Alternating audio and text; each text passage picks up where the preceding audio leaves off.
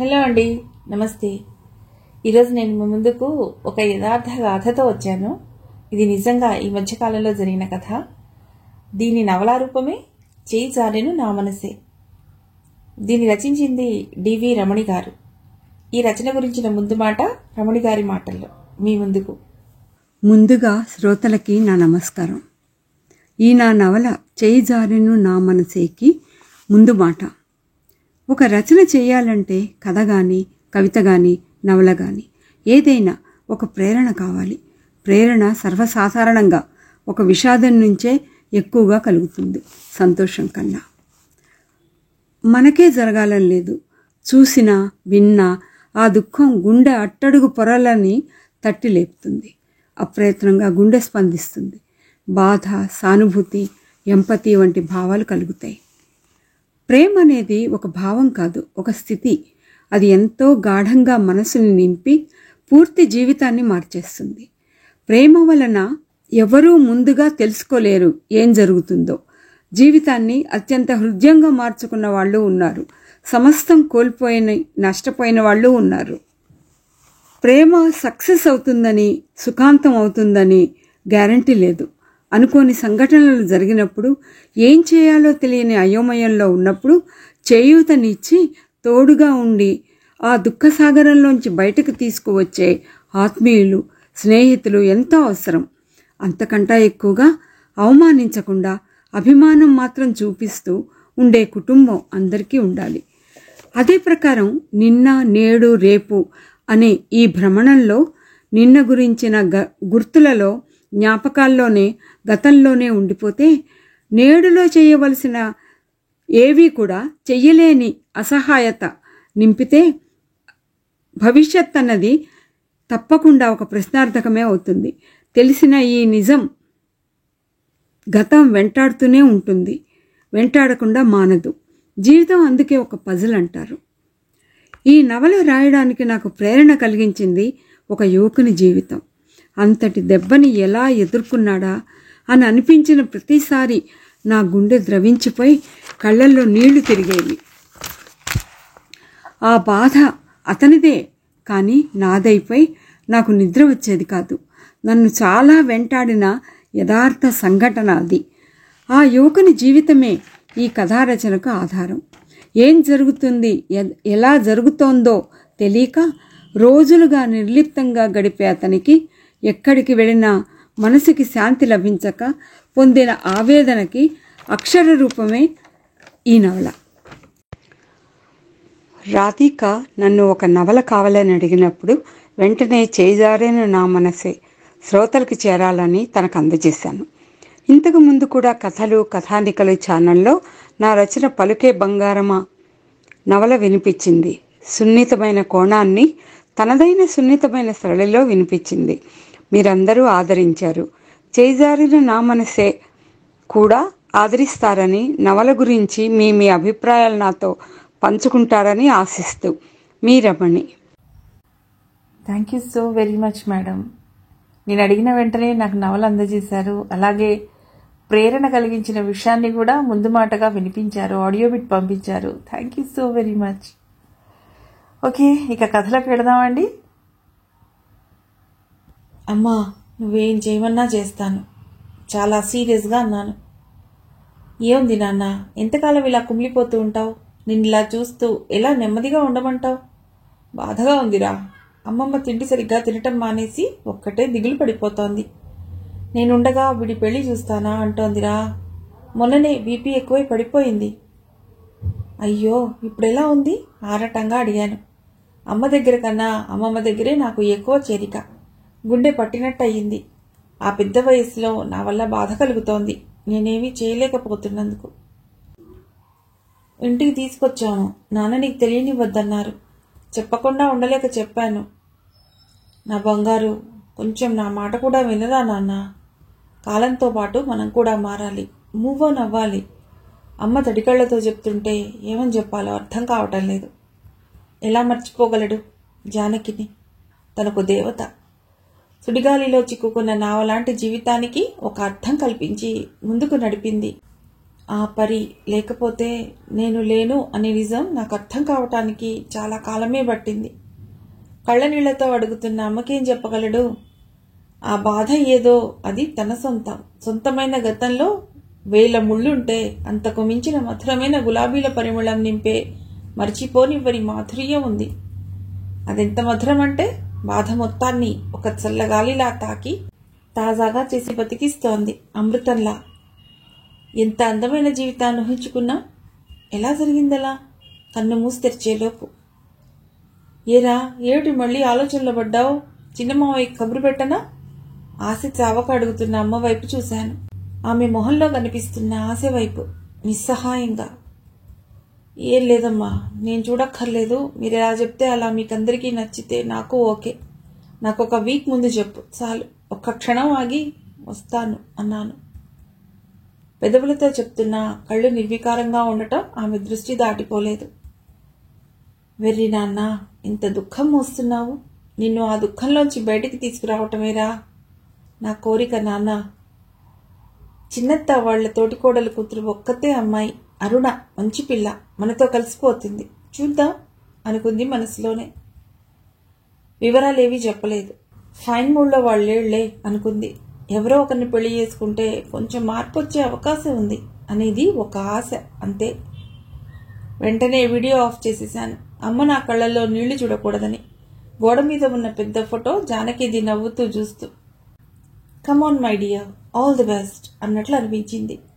Photo గుండెలకి హత్తుకుని, ఎలా ఎలా వెళ్ళిపోయావు జాను? ఎలా వెళ్ళగలిగావు? నువ్వు లేకుండా ఇన్నేళ్లు నరకంలోనే ఉన్నాన్రా. ఇది జీవితం కాదు. నువ్వు సంతోషం, ఉత్సాహం అన్నీ తీసుకుని అలా ఎంతసేపు ఉన్నానో నాకే తెలియదు. డోర్ బెల్ మోగింది. కళ్ళు గట్టిగా తుడుచుకుని ఫోటో మళ్ళా పైన పెట్టేసి తలుపు తీశాను. నా కజిన్ శ్రీధర్ వచ్చాడు. హలో బ్రో, ఏం చేస్తున్నావు అంటూ చేతిలో ప్యాకెట్స్తో. ఈరోజు ఆఫీస్ లేదు అని మీ పేరెంట్స్తో మాట్లాడుతున్నావా? నీ హైదరాబాద్ ట్రాన్స్ఫర్ ఎంతవరకు వచ్చిందో టీం లీడ్ చెప్పాడా? బ్రేక్ఫాస్ట్ చేసావా? అసలు కాఫీ తాగావా? ప్రశ్నల వర్షం కురిపిస్తున్నాడు. అన్ని ప్రశ్నలు ఒకసారి అడిగితే ఎలా చెప్పగలను అన్నాను. ఆ కొద్ది మాటలు మాట్లాడటానికి కూడా గొంతు నుండి రావటం లేదు. కొన్ని క్షణాలు నన్నే చూస్తూ, రాజారాం, మళ్ళీ కూర్చుని బాధపడుతున్నావా? ఎన్నాళ్ళురా ఇలా? నీ బాధ చేరని చోటికి వెళ్ళిపోయిందిరా. ఇంకా ఆ సుడిగుండంలోంచి బయటికి రారా. నేను ఇలా చూడలేకపోతున్నాను. ఆ కళ్ళు చూడు ఎంత ఎర్రగా ఉన్నాయో. కోపం వస్తే వాడు నన్ను పూర్తి పేరుతో పిలుస్తాడు. లేదురా, పొద్దున్న లేవగానే గుర్తొచ్చిందిరా. 3 ఏళ్లయింది. ఇదే రోజు వెళ్ళిపోయిందిరా. దాచుకుందామన్నా దాగని దుఃఖం గుండెల్లో పొంగుతోంది. ఆ రోజు నేను వెళ్ళిపోయి తానున్నా బాగుండేదిరా. చచ్చిపోవాలనిపిస్తోందిరా. కళ్ళు గట్టిగా మూసుకున్నాను. చెవిలో హోరులా బాధ గుండెలో నిండిపోతూ ఉంటాయి. ఏం మాటలు రావి? పెద్దమ్మ పెద్దనాన్న ఏమవ్వాలరా? నేను ఇలా చూస్తూ వాళ్ళు పడుతున్న బాధ నీకు తెలియట్లేదుట్రా. ఛా, ఇంకా మాట్లాడకు. ఎప్పుడు కల్లో కూడా రాని ఆలోచన. కోపాన్ని కంట్రోల్ చేసుకుంటూ అన్నాడు. సరేరా, ముందు టిఫిన్ తెచ్చాను. అమ్మ పంపింది పొంగల్, నీకు ఇష్టమని. మా అమ్మ చెప్పిందిలే, నేను దగ్గరుండి తీసుకురమ్మందిలే అని రెక్కపుచ్చుకుని లేపి గదిలోంచి బయటకు తీసుకొచ్చాడు.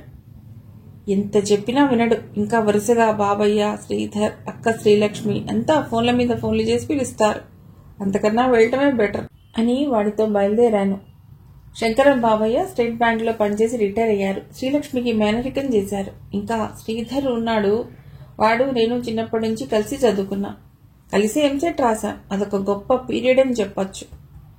బెంగళూరు వచ్చినప్పటి నుండి మా ఫ్రెండ్స్తో ఉండే చోటు కంటే ఎక్కువ పిన్ని ఇంట్లోనే ఉన్నాను. అంత బాగా చూసుకుంటారు. అదొక రుణానుబంధం. అంతకంటే ఎక్కువ ప్రేమానుబంధం. పిన్ని ఎంతగా కనిపెట్టుకుని ఆప్యాయంగా చూస్తుంది. బాబయ్య వెనకాలే వచ్చి పిన్నిని అడుగుతూ ఉంటాడు.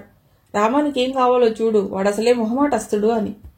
ఇద్దరం టిఫిన్ తిని పిన్ని వాళ్ళ ఇంటికి బయలుదేరాం. నాకు తెలుసు ఇంకా ఈరోజు నన్ను ఒంటరిగా ఉండనివ్వడు అని. రాత్రి ఫ్లాట్కి వచ్చేసరికి 12 అయిపోయింది. వస్తూనే పక్క మీద వాలిపోవటమే గుర్తుంది. మర్నాడు ఆఫీస్కి వెళ్ళాలి. ట్రాన్స్ఫర్ హైదరాబాద్కి రావాలి. ఇంకా చేయవలసిన పనులు ఒక్కొక్కటి గుర్తొస్తుంటే ఎప్పుడు నిద్రపట్టిందో కూడా తెలియలేదు.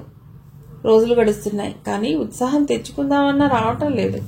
అది వరకు నేను తెలిసిన వాళ్ళు మాత్రం ఎందుకో తెలియదు రఘు కామ్ అయిపోయాడు అనుకుంటారు. క్లాస్మేట్స్కి నా సంగతి తెలిసి సానుభూతి చూపిస్తారు. అది నాకు ఇష్టం ఉండదు.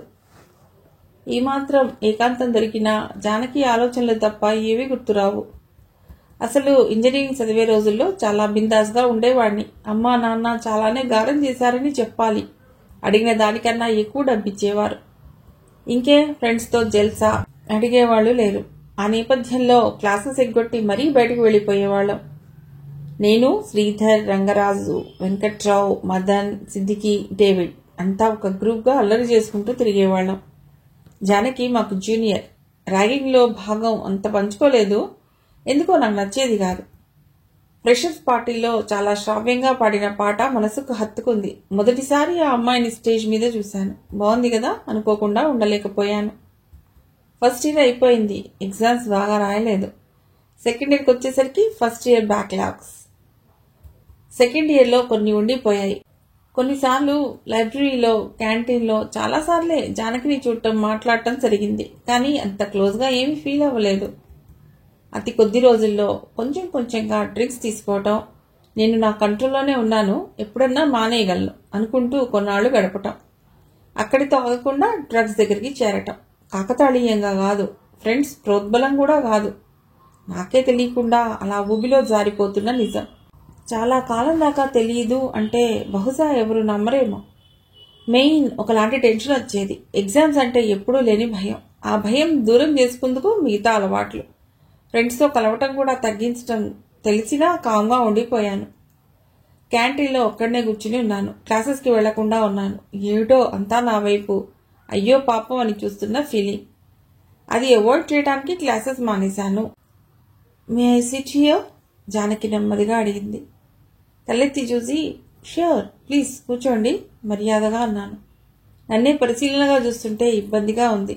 అటు ఇటు జరిగి కూర్చున్నాను. ఆర్ యూ ఓకే అంది. చూపులు కొంచెం గుచ్చుకుంటున్నాయి. తలంచుకుని కాఫీ తాగుతున్నాను. కేవలం కాఫీ తాగటమే జీవిత ధ్యేయం అన్నట్టు. మీ పేరు రాఘవరాజునా, రఘురాజునా, రాజారామా అడిగింది. అడిగిన తీరుకి నవ్వొచ్చింది. అసలు పేరు రాజారాం. స్కూల్ రికార్డ్స్లో రాఘవ్ రాజ్ అని ఉంటుంది. ఇంట్లో రాజా అంటారు. ఇంకొందరు రఘు అని, రామ్ అని, ఎలా పిలిచినా ఒకటే. పేరులో ఏముంది? క్లారిటీ ఇచ్చాను బుద్ధిగా. ఆమెని చూస్తే చక్కని నవ్వు పెదవుల మీద. ఒక్క క్షణం అలా చూస్తూ ఉండిపోయాను. చూపు తిప్పుకోలేనంత అందం కాదు కానీ ఏదో ఆకర్షణ ఉంది. నేనెలా పిలవాలి? రాఘవనా, రఘువనా, లేక రాజానా? జవాబేమివ్వాలో తెలియలేదు. అంత చొరవగా ఒక అమ్మాయి దగ్గరగా వచ్చి మాట్లాడటం మొదటిసారి. బాగుంది అని మనసు చెప్పింది. By the way I'm Janaki. ఇంటి పేరు తెలీదు, తల్లిదండ్రుల పేరు తెలీదు. జస్ట్ నాకు హాస్టల్లో పెట్టిన పేరది అంటుంటే ఒక సన్నటి నీటి తెర కళ్లల్లో, జీర గొంతులో. నాకు ఒక్కసారిగా గుండె పట్టినట్లయింది. ఆమె చెయ్యి అప్రయత్నంగా చేతిలోకి తీసుకుని జానకి అన్నాను. మనసు అర్థమైపోయి, మనసు ద్రవించిపోయింది. వెంటనే తేరుకుని పర్వాలేదు రాజా, నాకు ఈ సానుభూతి ఇష్టం ఉండదు. ప్లీజ్ స్నేహంగా ఉందాం. అయినో నేను ఒక అనాథని. నా కోసం ఆలోచించేవాళ్ళు, నా అనేవాళ్ళు ఎవరూ లేరు. మంచి ఫ్రెండ్స్ కొంతమంది ఉన్నారు. మేము ఒక గ్రూప్. సీనియర్ అని ఫీల్ అవ్వకపోతే ప్లీజ్ మా గ్రూప్లో జాయిన్ అవ్వండి. ఎందుకు? ఆశ్చర్యంగా అడిగాను. ఎందుకు, ఏమిటి అని అడగొద్దు ప్లీజ్. ఎందుకు అడుగుతున్నారు జానకి? ఆశ్చర్యపోతూ అడిగాను. చరిత్ర మీకే తెలుస్తుంది. మీకు మంచి ఫ్యూచర్ ఉంది, దాన్ని పాడు చేసుకోవద్దని. చదువు తీసుకుంటున్నందుకు వేరేగా అనుకోవద్దు ప్లీజ్, చాలా అభ్యర్థనగా అంది. నేను ఆపై ఏం అడగాలో అర్థం కాలేదు. అంటే నా బ్యాక్లాగ్స్ గురించి తెలిసిందా? తెలియకుండా ఎలా ఉంటుంది? నా పిచ్చి కానీ. ఎక్కువగా ఆలోచించొద్దు ప్లీజ్. సాయంత్రం 5కి శ్రీనాథ్ ఫిజిక్స్ మ్యాథ్స్ సెంటర్కి రండి సార్. చైతన్యలో టీచ్ చేస్తారు, వాళ్ళింట్లో కలుద్దాం. ప్లీజ్ ఇంకేమీ ఆలోచించకండి, వెయిట్ చేస్తుంటాను అనేసి నన్నే చూస్తోంది. నేను అలా చూస్తూ ఉండిపోయాను. కొన్ని క్షణాల వరకు నా బ్రెయిన్లో ఏం చెప్తోందో రిజిస్టర్ అవ్వట్లేదు. మనం ఈ రోజు నుంచి ఫ్రెండ్స్ అని చేయి ముందుకు చాపింది. చేతి వైపు చూశాను. కొంచెం తటపటాయించి చేయి కలిపాను. పూల చెండులా శుతిమెత్తగా తాకింది స్పర్శ. ఎస్ వీఆర్ ఫ్రెండ్స్ అన్నాను నవ్వు మొహంతో. హ్యాపీ ఫ్రెండ్షిప్ డే రాజా అంది కళ్లల్లో కాంతులు గురుస్తుంటే. నా బైక్ మీద పిన్ని వాళ్ళ ఇంటికి జయనగర్ బయలుదేరాము. దారిలో ఆపి పూలు పళ్ళు కొన్నాను. ఎందుకురా ఇవన్నీ అన్నాడు కొద్దిపాటి విసుగుతో. అరే అలా ఉట్టి చేతులతో ఎవరింటికి వెళ్ళకూడదు సిన్సియర్గా చెప్పాను. ఇంకా ఏమిట్రా ఈ రోజుల్లో ఈ ఫార్మాలిటీస్, ఏ లోకంలో ఉన్నావు అన్నాడు నవ్వుతూ. కాదురా, కాలం ఏదైనా కొన్ని సాంప్రదాయాలు మారవురా. అదొక శుభం. చనిపోయిన వాళ్ళ ఇంటికి పరామర్శించడానికి వెళ్ళినప్పుడు మాత్రమే మనం ఏమీ తీసుకెళ్లకూడదు. పెద్దవాళ్లు పెట్టిన వాటిల్లో చాలా అర్థం ఉంటుంది. కొంచెం ఓర్పుగా వింటే, గమనిస్తే తెలుస్తుంది. సరే, ఇవన్నీ నీకెవరు చెప్పారు? అమ్మమ్మ చెప్పింది. తర్వాత నా మాట పూర్తి కాకుండా ఇంకెవరు? జానకిరాణి చెప్పుంటుంది. అవునా అన్నాడు. మళ్లీ జానకి ప్రస్తావన వచ్చేసరికి అప్పటిదాకా కూడగట్టుకున్న సంయమనం చెదిరిపోయింది. మౌనంగా అయిపోయాను. జానకి మనోహరమైన నవ్వు చూపులు చల్లగా తాకాయి. వాడు ప్రోగ్రాం చెప్తున్నాడు, నేను అన్యమనస్కంగానే వింటున్నా. ఇల్లొచ్చే వరకు. లోపలికి వచ్చేసరికి అంతా బిలబిలమంటూ చుట్టేశారు, తలో పలకరింపుతో. ఎరా రాఘవ, ఏమిట్రా ఇలా చిక్కిపోతున్నావు? పిన్ని ఆప్యాయంగా కసిరింది. నవ్వి, పిన్ని నీకెప్పుడు ఇదే చింత, నేను బాగానే ఉన్నాను అన్నాను. కనిపిస్తోందిగా, పదా. అంతా వెయిటింగ్ నీకోసం. అమ్మ చెప్పింది ఇందాకనే ఫోన్ చేసి, హైదరాబాద్ రమ్మంది. రేపు వచ్చే శని ఆదివారాల్లో నువ్వు వస్తావా, ఇక్కడే ఉంటావా? నా వైపే చూస్తూ అడిగింది పిన్ని, కొంచెం ఆరాగా. నిశ్చయం లేని నా ప్రయాణాలు తెలుసు కాబట్టి. అమ్మ ఏమన్నా నన్ను దగ్గరుండి తీసుకురమ్మందా పిన్ని అడిగాను నేను అలాగే చూస్తూ. వెంటనే పిన్ని చూపు తిప్పుకుని వంటగదిలోకి వెళ్ళింది. నాకు తెలుసు అమ్మే చెప్పుంటుందని. వీడు రాడే శాంత, నువ్వే తీసురా అని ఉంటుంది. శ్రీలక్ష్మి, శ్రీధర్, బావయ్య, నేను కూర్చుని కబుర్లు చెప్పుకుంటున్నా. ఏవేవో టాపిక్స్ దొరుకుతున్నాయి. నేను ఫిజికల్గా అక్కడున్నా, మనసు అక్కడ లేదు. నాకు తెలుస్తోంది ఆ విషయం. కానీ మొహం మీద కనిపించనీయకుండా జాగ్రత్త పడుతున్నాను. ఏరా రఘు, పెద్దమ్మ నీ పెళ్ళి అంటోంది, నిజమేనా? ఆరాగా అడిగింది శ్రీలక్ష్మక్క. ఉలిక్కి పడ్డాను. కొన్ని గంటల కిందట నాతో చెప్పిందమ్మా, అప్పుడే వీళ్ళ వరకు వచ్చేసిందా? అంటే ముందు నుండే ఈ విషయం పెద్ద చర్చనీయాంశం కాబోలు పెద్దవాళ్ల మీటింగ్స్లో. ఏమో అక్క, ఇంకా ఫుల్ క్లారిటీ లేదు, చూద్దాం అన్నాను. ఏదో ఒకటి చెప్పాలిగా. అక్క సందేహంగా చూస్తూ ఉంది. వీడేదో దాస్తున్నాడు కదరా శ్రీధర్ అంది. ఊరుకో అక్క, వాడలాంటి వాడా చెప్పు, వాడి సంగతి తెలీదా? తేల్చేశాడు శ్రీధర్. పిన్ని చేతి అమృతమైన వంట ఎంతో ఇష్టంగా తిన్నాను. మధ్య మధ్య బాబాయి జోక్స్. ఎంత బాగున్నా ఏదో ఒక వంక పెట్టడం అలవాటు. పోనీ తినడం మానేస్తారా అంటే అదేం లేదు. చాలా సరదాగా గడిచింది. కొంతవరకు నా ఒంటరితనం కొద్దిసేపు నాకు దూరంగా ఉంటుందనిపించింది. మధ్యాహ్నం క్యారం బోర్డు పెట్టుకుని ఆడాము. సాయంత్రం టీ తీసుకుని ఇక బయలుదేరుతానన్నాను. కానీ శ్రీధర్ ఒప్పుకోలేదు. బాబాయ్య సినిమా ప్లాన్ చేశారు. బాహుబలి 2కి టికెట్స్ తెప్పించారు. ఇక తప్పలేదు. సినిమా చూశాక నేను శ్రీధర్ నా రూమ్కి వచ్చాము. అక్కడి నుంచి ఆఫీస్కి వెడదామని. ఆ ప్రపోజల్ శ్రీధర్దే. మన్నాడు ఆఫీస్కి వెళ్ళాక అన్నీ మర్చిపోయి పనిలో పడిపోయాం. ఆఫీస్ పని అంటేనే అలా ఉంటుంది. ఆఫీస్లో చిన్న పార్టీ జరిగింది. ఆ తర్వాత కొంతమంది కలిసి ఇస్కాన్ టెంపుల్కి వెళ్ళాం. శ్రీధర్ రెగ్యులర్గా వెళ్తాడు. అందరిలో ఉంటే ఏమీ గుర్తురాదు. ఒక్కడే ఉంటే మాత్రం మనస్సు నా మాట వినదు. అదొక జ్ఞాపకాల మెహల్. అక్కడ ఒక్కడనే తిరుగుతూ ఉంటాను. రూమ్కి నేను ఒక్కడనే వచ్చాను. శ్రీధర్ ఇంటికి వెళ్ళిపోయాడు. వాడొక అమ్మ కూర్చి. అమ్మ ఎదురు చూస్తుంటుందిరా అని. నేను రూమ్కి వచ్చాక పొద్దున్న చిందరవందరగా వదిలేసింది. కాస్త సర్ది మనిషినుండేలా చేసి తర్వాత చూస్తే ఏమీ లేవు తినటానికి. ఇక ఒక పిజ్జా ఆర్డర్ ఇచ్చుకుని టీవీ ఛానల్స్ మారుస్తూ చూస్తూ కూర్చున్నాను. పొద్దున్నుండి బాగా గడిచింది. అదే గుర్తు చేసుకుంటూ ఉన్నాను. పిజ్జా తిని కాస్త మజ్జిగ తాగి నిద్రకు ఉపక్రమించాను. అలసిన శరీరం నిద్ర ఎప్పుడు పట్టేసిందో తెలియదు. అమ్మ ఫోన్తో మెళుకు వచ్చింది. నాన్న ఇంకా లేవలేదా? ఆఫీస్కి వెళ్ళటం లేదా? పిన్ని మాట్లాడింది. నిన్న వాళ్ళ ఇంటికి వెళ్ళావుట కదా? సంతోషం రా. కాస్త బయట తిరుగుతూ ఫ్రెండ్స్ దగ్గరికి వెళ్ళు. అక్క వాళ్ళ ఇంటికి, టెంపుల్స్కి వెళ్ళు. అమ్మ చెప్తూనే ఉంది ప్రవాహంలా. అలాగే అంటున్నా, కళ్ళు మూసుకునే గొంతు వింటూ. నాన్న ఎప్పుడు వస్తున్నావు? మావయ్యకి కబురు పెట్టాలి నెమ్మదిగా అంది. ఆ మాటకి నా నిద్ర మత్తు ఒక్కసారిగా ఎగిరిపోయింది. సో ఇదన్నమాట ఫోన్కి కారణం. కొన్నాళ్ళు వదిలేయమంటే 3 ఏళ్లు వదిలేశాం, ఇక వదిలేది లేదు అంటున్నారు. వాళ్ళకి అర్థమయ్యే పరిభాషలో బహుశా తనే చెప్పలేకపోతుండవచ్చు. తన జీవితంలోకి వేరే వారిని ఆహ్వానించే ఉద్దేశం లేదు. కానీ ఎలా వినేలా లేరు. పోనీ వాళ్ళని వదిలేసి తను ఉండలేడు. ఏం వింటున్నావా? సరే ఆఫీస్కి వెళ్ళాలేమో. ఈవినింగ్ లోపు మెసేజ్ పెట్టు. ఫోన్ పెట్టేసింది అమ్మ. వినకపోతే నీ కర్మ అన్నట్టు. లేచి ఫ్రెష్ అయి ఉడిపి హోటల్కి వెళ్ళాను. అక్కడ ఇడ్లీ వడ ఇష్టం. జానకికి కూడా. ఇద్దరం ఎన్నో మాట్లాడుకుంటూ తినడం గుర్తొచ్చింది. హోటల్ యజమానికి నేను బాగా తెలుసు. రాగానే విష్ చేసి సర్వర్కి చెప్పి స్పెషల్గా వేడిగా తెప్పిస్తాడు. ఏదో యోగక్షేమం అడుగుతూ ఉంటాడు. నన్ను చూడగానే ఆప్యాయత చూపిస్తాడు, సానుభూతి కాదు. తినేసి ఆఫీస్కి వెళ్ళాను. నన్ను చూడాలని ఎవరో వచ్చారు అంటే సీట్లోంచి బయటకు వచ్చాను. గెస్ట్స్ కూర్చునే చోట ఒక ఆయన కూర్చుని ఉన్నారు. చూస్తే చాలా మొరటుగా ఉన్నాడు. నిజానికి ఆయన ఎక్కడా చూసిన గుర్తు కూడా లేదు. ఎవరితను, ఎందుకొచ్చాడు అని సందేహం కలిగింది.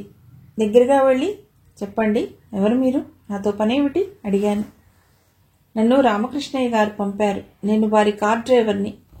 మీరెప్పుడు 6ంటికి వస్తారో చెప్తే నేను వచ్చి తీసిపోతాను. ఈరోజు ఏమన్నా రాగలరా అన్నాడు వినయంగా.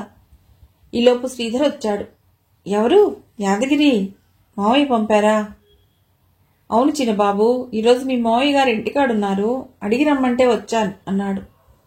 ఈరోజు వేరే పనుంది, తర్వాత కలుస్తానని చెప్పు అనేసి ఇంకా ఏం అడుగుతాడోనని నా సీట్లోకి వెళ్ళిపోయాను. శ్రీధర్ ఏదో సర్ది చెప్తున్నాడు, వినిపిస్తోంది. బెంగళూరు వచ్చి 2.5 ఏళ్లైనా మావయ్య ఇంటికి ఒక్కసారి కూడా వెళ్ళలేదు. జయానగర్లో పిన్ని వాళ్ళింటికి వెళ్తూనే ఉంటాను. మనస్సంతా చేదుగా అయిపోయింది. అమ్మ మాట్లాడటం పెళ్లి గురించి, పిన్ని అడగటం, ఇప్పుడు మావయ్య మనిషిని పంపటం. అందరికీ ఎందుకంత తొందర నా పెళ్లి చేసేయాలని? నా పాటికి నన్ను వదిలేయవచ్చు కదా. నేను ఇంకా కోలుకోలేదని, అంత దెబ్బ నాకు తగిలిందని ఎలా చెప్పగలను? అర్థం చేసుకోవాలి కదా. ఎప్పటికప్పుడు నాకు నేను సర్ది చెప్పుకుంటూ నన్ను నేను సముదాయించుకుంటున్నానని ఎలా చెప్పగలడు? ఇప్పుడు నేను ఒక్కడే పెళ్లి చేసుకోకపోతే ఆకాశం కూలిపోతుందా, సునామీ వస్తుందా? ఎవరికి తెలిసినా అయ్యో అలాగా, పర్లేదులేండి, కొన్నిసార్లు అలా జరుగుతూ ఉంటుంది, మన చేతిలో ఏముంది అంటూ వైరాగ్యం మాటలు చెప్తుంటారు. నాకు మాత్రమే తెలుస్తూ ఉంటుంది జీవితం ఇదివరకులా లేదని, నార్మల్ అవ్వదని. నాలో ఆ స్పిరిట్ లేదు. బలవంతంగా అమ్మ కోసం ముఖ్యంగా నటిస్తున్నాను. గుచ్చి పరిశీలనగా చూస్తే అమ్మ చూపుతో చూపు కలపలేక, ఒక 4 రోజులు ఉందామని వెళ్లి ఒక 2 రోజులు కూడా ఉండలేక వెనక్కి వచ్చి ఒకే గదిలో పడుకుని జానకి జ్ఞాపకాల్లో ఆ ప్రవాహంలో కొట్టుకుపోతూ ఉంటాను. నాకు కాలం అక్కడాగిపోయింది, అనంత జలరాశిలో. అలా కలిసిపోయింది నా మనస్సు. నేనొక్కడే అలా ఉండటం ఇష్టం. నా ఒంటరితనంలో నాకు జానకి తోడుంది. నాతోనే నా ప్రతి కదలికలో, ప్రతి పనిలో నా పక్కనే ఉన్నట్టుంటుంది. నన్ను కరెక్ట్ చేస్తూ, నన్ను సరిచేస్తూ, గైడ్ చేస్తూ. ఒకళ్ళిద్దరు నా దగ్గరకు వచ్చి అడిగారు. సగం మందికి తెలుసు నా గురించి, జానకి గురించి. ఎవ్వరూ ఏది నన్ను ఇబ్బంది పెట్టే విధంగా అడగరు, కానీ నాకే ఇబ్బందిగా ఉంటూ ఉంటుంది. అందుకే ఎంతవరకు నా పనో అది మాత్రం చూసుకుని అక్కడి నుంచి వెళ్ళిపోతాను. ఆఫీస్లో కూడా అది వరకు చాలా హుషారుగా జోక్స్ వేస్తూ అందరితో కలివిడిగా ఉండేవాణ్ణి. కానీ ఇప్పుడు నా మొహంలోకి నవ్వు రాదు, అలసిన కళ్ళకి నిద్ర రాదు. సీరియస్గా ఉంటూ ఉండటం ఒక రకంగా అలవాటైపోయింది. నాతోనే నీడలా ఉండే శ్రీధర్ కూడా విసిగిపోయాడు. ఒకసారి చాలా గట్టిగా అరిచేశాడు, జానకిని తిట్టేశాడు. వాణ్ణి కొట్టినంత పని చేశాను, క్లియర్గా చెప్పాను. జానకి నన్ను విడిచి వెళ్లిన బాధ నాకెక్కువగా ఉంటుంది. దాన్ని తట్టుకోవటం కోసం నా సాయశక్తులా ప్రయత్నం చేస్తున్నా. నువ్వు జానకిని ఏదో ఒకటి అని నాకు దగ్గర కాలేవు. నా బాధ 10 పెరుగుతుంది. ఒక్క క్షణం ఆగి మళ్లీ అన్నాను, నాతో మాట్లాడాలని లేకపోతే వెళ్ళిపో. నీ స్నేహం కూడా నాకొద్దు. బాధగా అన్నాను. వెంటనే నన్ను చుట్టేసుకుని ఏడ్చాడు. నాకే కాదురా, మా అందరికీ నువ్వు కావాలి. ఇలా పిచ్చివాడిలా ఆ జ్ఞాపకాల్లో ఉండకురా. ప్లీజ్ మాలో ఉండు, మాతో ఉండు. అన్నిట్లో ఒక పాటుగా కలిసి ఉండాలిరా అని బాధపడ్డాడు. తర్వాత అమ్మ, నాన్న, పిన్ని, బాబయ్య కలిసి ఒక నిర్ణయానికి వచ్చారు. నాకు పెళ్లి చేస్తే నా మనిషి అంటూ ఒకరుంటే నాకు బాధ్యత తెలుస్తుంది అని. ఇదివరకులా సరదాగా ఉండే వాళ్ల రాజునవుతానని అఫ్కోర్స్ నన్ను అడిగే నిర్ణయం తీసుకున్నారు. కానీ వాళ్ళంత త్వరగా రెడీగా ఉన్నారనుకోలేదు. చాలా తిక్కగా ఉందంతా. వీకెండ్ కోసం చూస్తున్నారు, కానీ నేను రాత్రి కోసం చూస్తాను. నన్నెవరూ పలకరించరు. నా ప్రపంచంలో నేనుండవచ్చు అని. మిగిలిన కథ తర్వాతి భాగంలో.